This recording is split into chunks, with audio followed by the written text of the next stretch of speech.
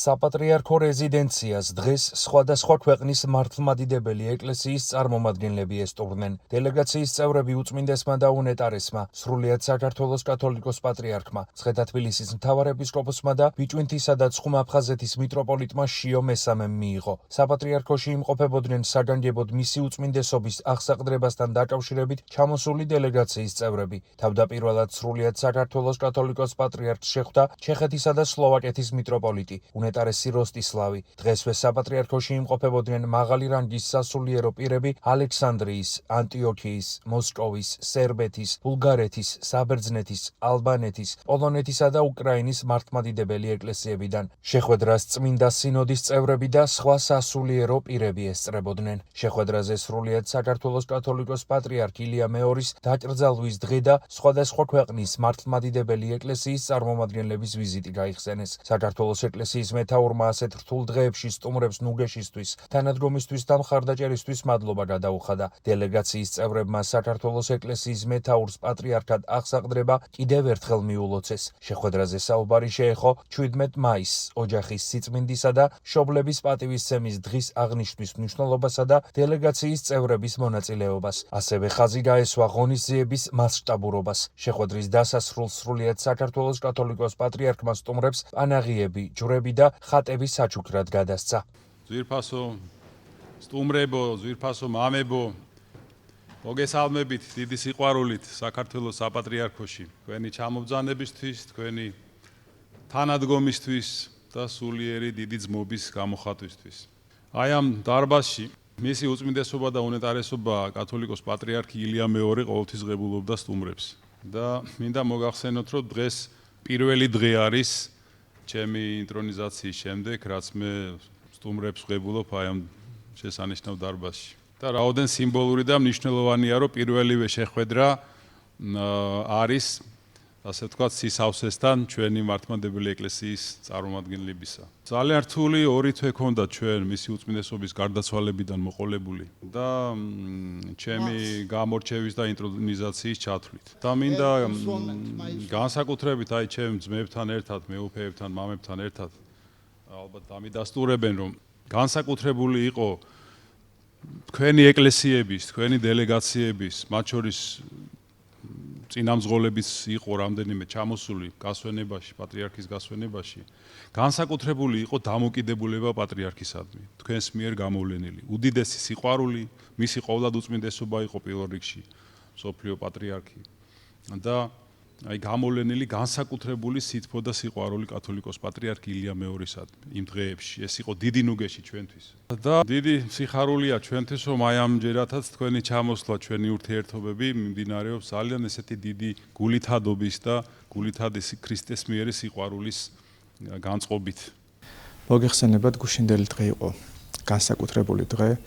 ჩვენ აღნიშნეთ ოჯახის სიწმინდისა და სიმტკიცის დღე, სადაც მისი უწმინდესობა და უნეტარესობა აღასრულებდა სამების საკათედრო ტაძარში თავის პირველ საპატრიარქო მსახურებას, წირვას, რომელზედაც მოგეხსენებათ, რომ არის ტრადიცია, რომ ამ დღეს ქაშვეთის ტაძრიდან ხდება ფეხით ლოცვითი მსვლელობა სამების საკათედრო ტაძრამდე და წელსაც ეს ასე მოხდა და მისი უწმინდესობის პირველ საზეიმო წირვაზე ავიდა მისი სამწყსო და როგორი ნიშანდობრივია, რომ ეს არის მოგეხსენებათ, უწმინდესობა არის პატრიარქი და მამა თავისი სამწყსოსი და ყველა, ესე იგი, დიდ ოჯახში შეიკრიბა მამასთან და ასევე ამ განსაკუთრებულ დღეს ესწრებოდნენ მსოფლიოს თითქმის ყველა მართლმადიდებელი ეკლესიის წარმომადგენლები, რომლებიც მის უწმინდესობასთან ერთად ზეიმობდნენ ამ დღესასწაულს და აღინიშნა, რომ ეს ეკლესიაც არის ოჯახი და მართლაც მსოფლიო ეკლესიათა დიდი ოჯახის შეკრება იყო გუშინდელი დღესასწაული, ხოლო დღეს მის უწმინდესობასთან მოხდა შეხვედრა ყველა დელეგაციის წევრებისა, წარმომადგენლებისა, აღინიშნა გუშინდელი დღესასწაულის მნიშვნელობა, მისმა უწმინდესობა და უნეტარესობა შიო მესამემ მათ უსახსოვრა საჩუქრები.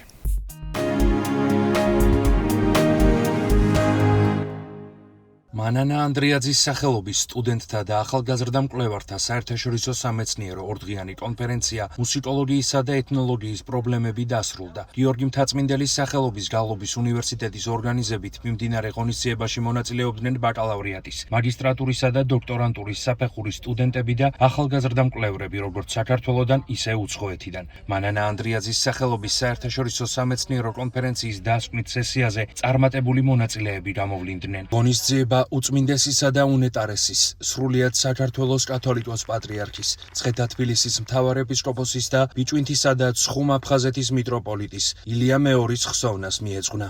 საქველმოქმედო ფონდ ქართული გალობის რჩეული ახალგაზრდა მეცნიერი ნომინაციაში საუკეთესო სამეცნიერო ნაშრომი გახდა კონსტანტინე ფილოსოფოსის სახელობის უნივერსიტეტის ეთნოლოგიის პროგრამის დოქტორანტი ალექსანდრა ბაჩლეტოვა, ახალგაზრდა მეცნიერი გალობის უნივერსიტეტის ადმინისტრაციის ხელმძღვანელმა, საქველმოქმედო ფონდ ქართული გალობის დამფუძნებელმა ნანა გოთუამ დააჯილდოვა. ანზორ ერქომაიშვილის სახელობის ფონდის რჩეული ახალგაზრდა მეცნიერები ლალი სეთურიძემ გამოავლინა. ფონდის რჩეულები გახდნენ თბილისის სახელმწიფო კონსერვატორიის დოქტორანტი მონაზონი ნინო სამხარაძე და გალობის უნივერსიტეტის საეკლესიო მუსიკის მცოდნეობის მაგისტრი თეონა ბენაშვილი. მანანა ანდრიაძის პრემია საუკეთესო სამეცნიერო ნაშრომისათვის გადაეცათ გალობის უნივერსიტეტის ასისტენტ პროფესორ გოჩა ბიძინაშვილსა და თბილისის სახელმწიფო უნივერსიტეტის დოქტორანტ თამარ ღურწკაიას. პრემიის მფლობელები გალობის უნივერსიტეტის პრორექტორმა პროფესორმა თამარ ჩხეიძემ დააჯილდოვა. ღონისძიებას საქართველოს კულტურის მინისტრი თინათინ რუხაძე, საქართველოს განათლების, მეცნიერებისა და ახალგაზრდობის მინისტრის მოადგილე ბაია კვიციანი, საქართველოს პარლამენტის წევრები, ხელოვანები, პროფესორ-მასწავლებლები, სტუდენტები და სხვადასხვა სფეროს წარმომადგენლები ესწრებოდნენ. კონფერენციის ყველა მონაწილეს დიპლომები გადაეცა.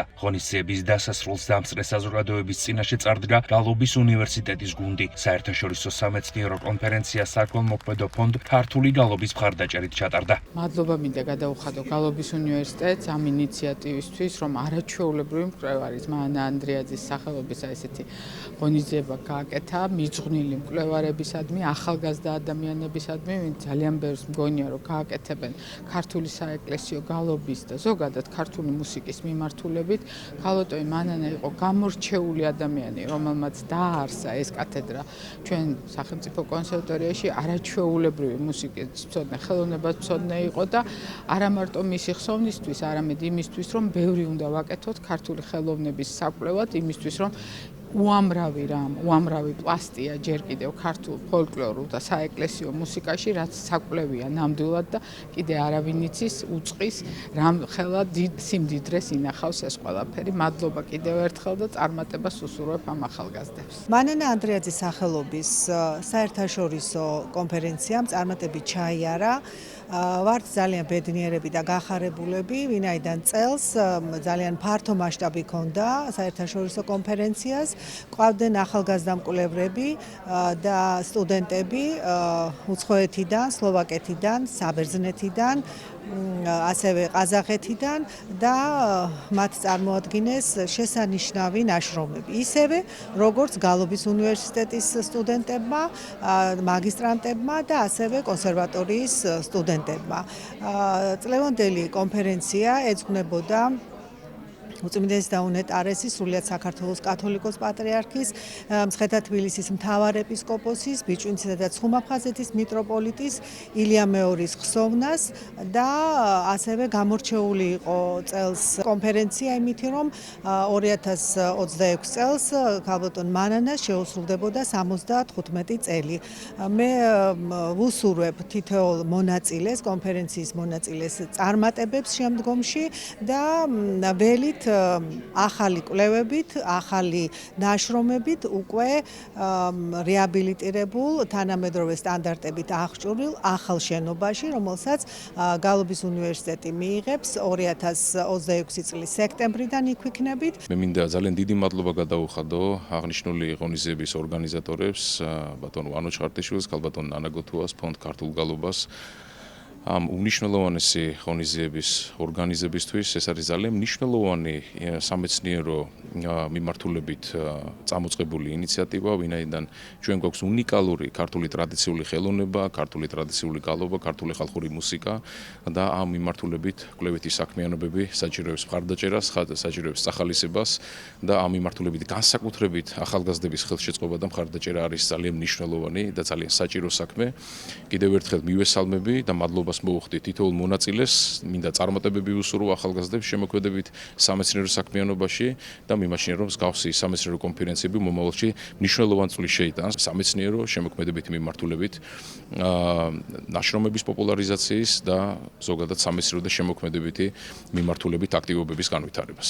ჩემს მეუღლესთან გოჩაბის ძინაშვილთან ერთად, რომელიც მუსიკოლოგი გახლავთ და გალობის უნივერსიტეტის ასოცირებული პროფესორი, წარმოვადგინეთ ერთობლივი ინტერდისციპლინარული კვლევის შედეგები. ჩვენი მოხსენება ეხებოდა მე-19 საუკუნის პირველ ნახევარში ქართული გალობის ნოტებზე გადატანის ისტორიის ირგვლივ არსებულ ვითარებას. წარმოვადგინეთ ახლად მიკვლეული საარქივო დოკუმენტები, რომლებიც უმნიშვნელოვანეს ცნობებს გვაწვდის და ასევე ხსნის ახალ შესაძლებლობებს მომავალი კვლევებისთვის. გადმოგვეცა ჯილდო საუკეთესო სამეცნიერო ნაშრომისათვის, რაც ძალიან მნიშვნელოვანია მკვლევართათვის. მხარდაჭერა ასეთი კვლევების. დიდი მადლობა მინდა გადავუხადო კონფერენციის ორგანიზატორებს, მხარდამჭერებს. წელს კიდევ ერთხელ ჩატარდა ქალბატონ მანანა ანდრიაძის სახელობის კონფერენცია, რომელსაც უკვე 2 წელია აქვს ინტერნაციონალური სახე. წარმოვადგინეთ ჩვენი ნაშრომები ახალგაზრდა მკვლევარებმა. ჩემი ნაშრომი კონკრეტულად ეხებოდა ჩვენ ქართველ პირველ ლოტპარ ქალს მაროთ არხნიშვილს და მისი ღვაწლის კიდევ ერთხელ წამოწევა და ქალების ფოლკლორში უფრო მაღალ საფეხურზე აყვანა იყო ჩემი კვლევის მთავარი მიზანი და წარმოსადგენი თემა. ძალიან მნიშვნელოვანია ეს კონფერენცია ახალგაზრდა მკვლევარებისთვის და სტუდენტებისთვის, რადგან მივიღეთ უდიდესი გამოცდილება, გაუზიარეთ ჩვენი ცოდნა უცხოელ კოლეგებს და მივიღეთ მათგანაც იგივე ახალი ინფორმაცია და ძალიან მოხარული ვარ რომ მივიღე მონაწილეობა და იმედი მაქვს რომ ყოველ წელს გაგრძელდება ასე.